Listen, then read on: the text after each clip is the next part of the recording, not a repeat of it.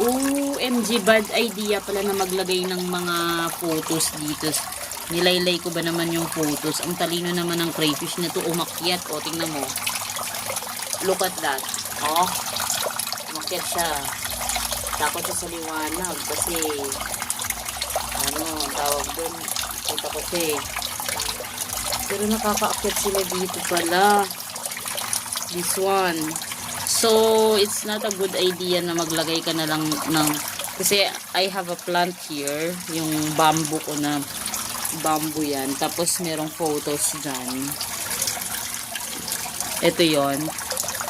Trinay kong i-submerge sa water para mag-create ng oxygen. Pero it's not a good idea kasi umaakyat pala sila. So, I think back to reality. Tanggalin na yan. Kasi talino pala ng crayfish na yan.